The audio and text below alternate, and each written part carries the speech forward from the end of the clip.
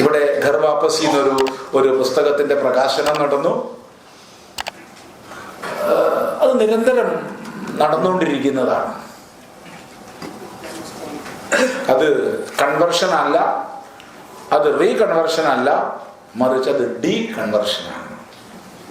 പ്രത്യേകം വാക്ക് പഠിച്ചു വെക്കുക, ഡീ കൺവെർഷനാണ്.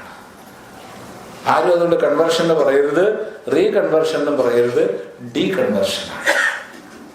അതിനെപ്പറ്റി പറഞ്ഞപ്പോ പരമപൂജ്യ സ്വാമിജി പറയായിരുന്നു, ആഗമാനന്ദ സ്വാമികള് 5000-ലധികം പേരെ തിരിച്ചു കൊണ്ടുവന്നിട്ടുണ്ട്.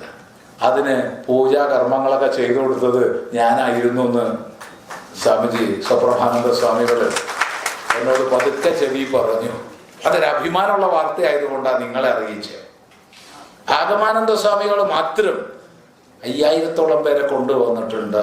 ഇവിടുത്തെ ആര്യ സമാജം 1921 ഉണർന്ന് പ്രവർത്തിച്ചില്ലായിരുന്നെങ്കിൽ ഇന്നത്തെ മലപ്പുറം, കോഴിക്കോട്, പാലക്കാട് ജില്ലകളുടെ സ്ഥിതി എന്താകുമായിരുന്നു? ഓർമ്മിക്കുക. അതുകൊണ്ട് ഘർ വാപ്പസി എന്ന് കേൾക്കുമ്പോൾ നെറ്റി ചുളിക്കുകയൊന്നും വേണ്ട, അത് ഡീ കൺവെർഷനാണ്. ഇങ്ങനെ പല ഡി നമുക്ക് ആവശ്യമുണ്ട്. ഡി ഹിപ്നോട്ടൈസേഷൻ പലതും ആവശ്യമുണ്ട്. ഏതായാലും വളരെ വളരെ സന്തോഷം. നമ്മുടെ പ്രസ്ഥാനങ്ങളിലൂടെ കരുത്തിൻ്റെ ആശയത്തെ പ്രചരിപ്പിക്കുക. നമുക്ക് ദുർബലരായി ഒരു നിമിഷം ഇവിടെ ജീവിക്കേണ്ട. ഇനി ദൗർബല്യമാണോ ആശ്രയിക്കേണ്ടത്? ഈ തിരുവനന്തപുരത്ത് നീളത്തില്